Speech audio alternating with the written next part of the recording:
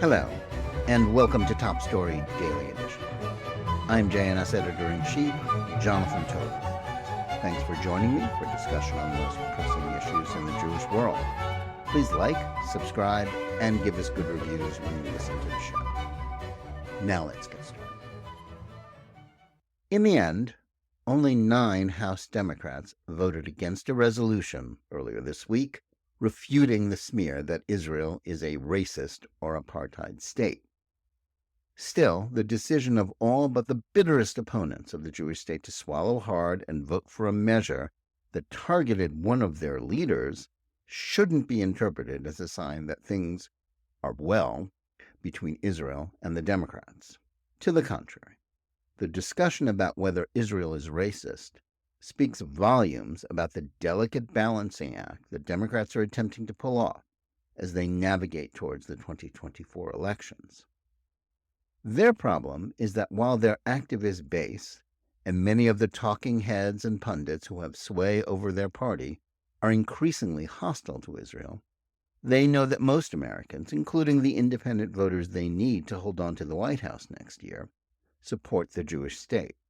And while they didn't dare vote against the GOP resolution, their willingness to brand the majority of Israeli voters as racists, if not the concept of having one Jewish state on the planet, makes it clear that in a contest for the soul of the party, it's the intersectional progressives who despise the Zionist cause who are winning. The resolution, which passed by an overwhelming 412-9 vote on the eve of Israeli President Isaac Herzog's address to a joint session of Congress, stated an obvious truth, but it also infuriated Democrats, who felt they were being put in an impossible situation. The reason the anodyne statement was put forward by the body's Republican majority was to highlight and embarrass the chairman of the House Progressive Caucus, Representative Pramila Jayapal, who just days earlier had called Israel a racist state at the left-wing Netroots conference. While Jayapal is closely aligned with the hardcore leftists of the House squad, she is not someone who can be represented as a backbench outlier.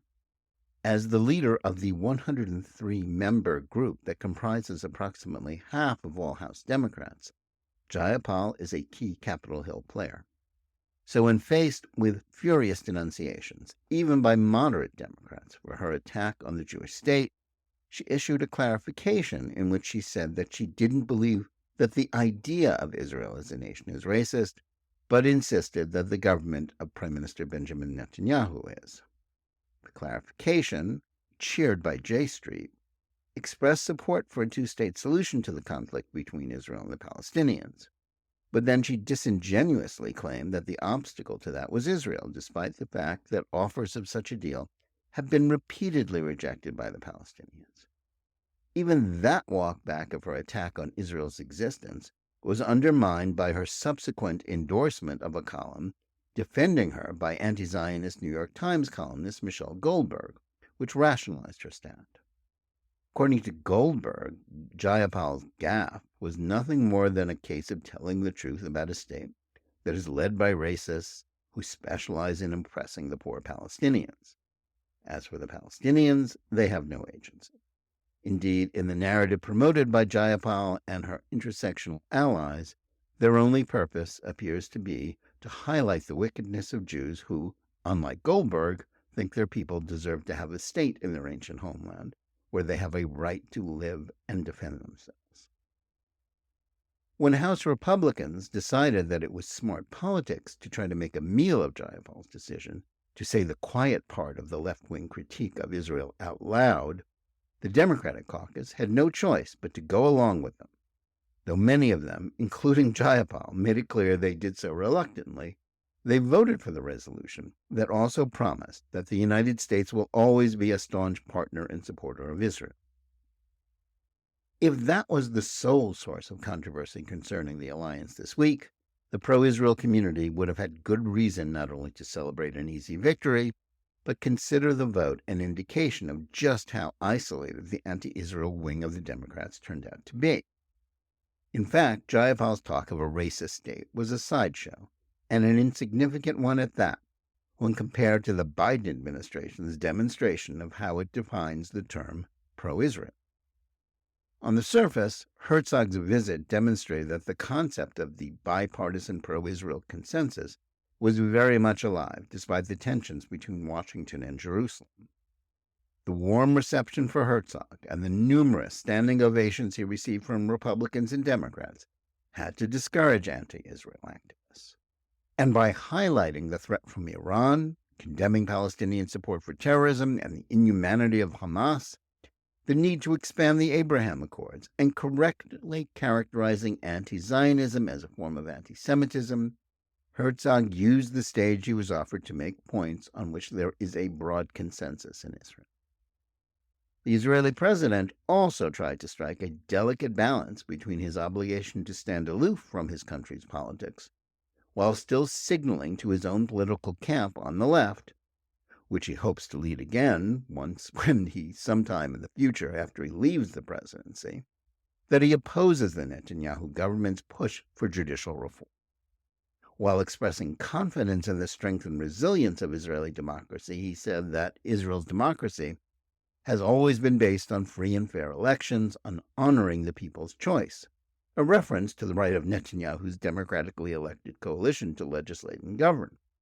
But he also threw a bouquet to its opponents by referencing a strong and independent judiciary and protesters taking to the streets all across the country to emphatically raise their voices and fervently demonstrate their point of view. Yet the purpose of the protests and the notion that Israel must remain essentially a juristocracy, where unelected left-wing judges who select their successors can decide all policy questions on an arbitrary basis of reasonableness, rather than on the basis of law, seeks to override elections and honoring the people's choice. The president's drawing of moral equivalent between a Knesset majority and those blocking highways because they lost an election tilts the argument in favor of the latter. That makes Herzog's even-handed stance far less admirable than it seems. That's a problem for Netanyahu, but not the American pro-Israel community's concern. The problematic nature of the Herzog display was the way Biden used it to advocate for a relationship with the Jewish state that regards any deviation from U.S. directives on both security and strictly domestic Israeli issues like judicial reform as a deal-breaker for the alliance.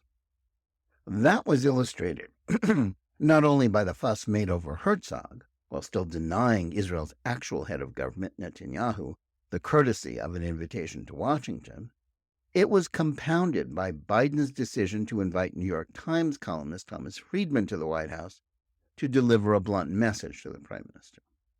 Like Friedman, Biden has never conceded that his advice to Israel about its security dilemmas over the last several decades has consistently proven mistaken and led to much suffering.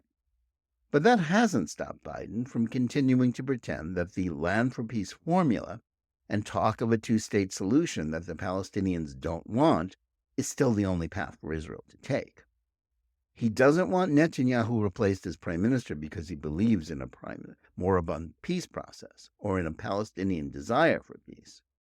Nor does he think that, as a general rule, courts should have untrammeled power over the legislative and executive branches of government in democracies. On the contrary, he and his Democratic Party long to curb the power of the U.S. Supreme Court, though it has far less sway over policy than its Israeli counterpart and seeks only to uphold the Constitution rather than to dominate the other branches. The Democrats employ every opportunity to go around it, as well as to smear its conservative majority and thereby undermine its independence. Biden recognizes that the only path to a weaker Israeli government that won't obstruct a new and even more dangerous Iran nuclear deal means backing the Israeli protests against Netanyahu, regardless of how hypocritical that stance might be. Equally insincere was his warning that Netanyahu should not try to pass legislation without a broad consensus. That's rich coming from a man who served in an Obama administration that changed America's healthcare system on the basis of a razor-thin congressional majority, while polls show the voters opposed it. not to mention the fact that he was a zealous advocate for the most important U.S. foreign policy pact of the last 30 years, Obama's 2015 Iran nuclear deal, that was shoved down the American people's throats, even though majorities in both houses of Congress and public opinion were against it. Still, he used the interview with Friedman to warn Netanyahu to back down on judicial reform, saying it was the protesters, those men and women who are employing thuggish tactics to shut down the country, tank its economy, and even harm its security, that embodied Israel's democracy, which must remain the core of our bilateral relationship. Friedman might not be wrong when he characterized Biden as the man who might be the last pro-Israel Democratic president. The vote for the resolution chiding Jayapal notwithstanding, the divide in the party on Israel is largely generational as well as ideological. But by implicitly conditioning administration support for Israel on whether or not the Netanyahu government succeeds in reforming the judiciary, which will, the gaslighting and lies of its opponents aside, make Israel more democratic rather than less so, this last pro-Israel Democratic president is setting the stage for a crack-up of the alliance between the two countries. In labeling judicial reform in this manner, Biden was setting up a future debate in which pro-democracy legislation and differences over the peace process will be used as a pretext for downgrading a relationship that, the bromides thrown at Herzog notwithstanding, he no longer values. Recent events may have seemed like a victory for the bipartisan pro-Israel consensus, but if one reads between the lines, they are actually an indication that it is being rendered obsolete by a Democratic Party split between radicals who think Israel is a racist state and moderates who believe that the ties between the two countries may be severed if the Jewish state's conservative, nationalist, and religious majority is allowed to govern when they win elections.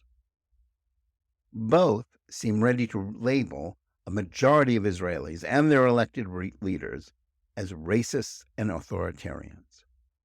That's a formula for a situation in which genuinely pro-Israel Democrats will become a minority within their party, and supporters of the Jewish state will, whether they like it or not, be forced to rely on Republican support. Thanks for listening. Please remember to tune in every day for Top Story Daily Edition and every week for the full hour-long JNS TV program. Whether you're listening to us on Apple, Google Play, Spotify, or any of the other podcast platforms, or on the JNS YouTube channel, please like and or subscribe to Top Story, click on the bell for notifications, and give us good reviews. Please write to us at editor@jns.org and let us know where you listen or watch the show and what you think about it. And remember, keep reading and thinking for yourself.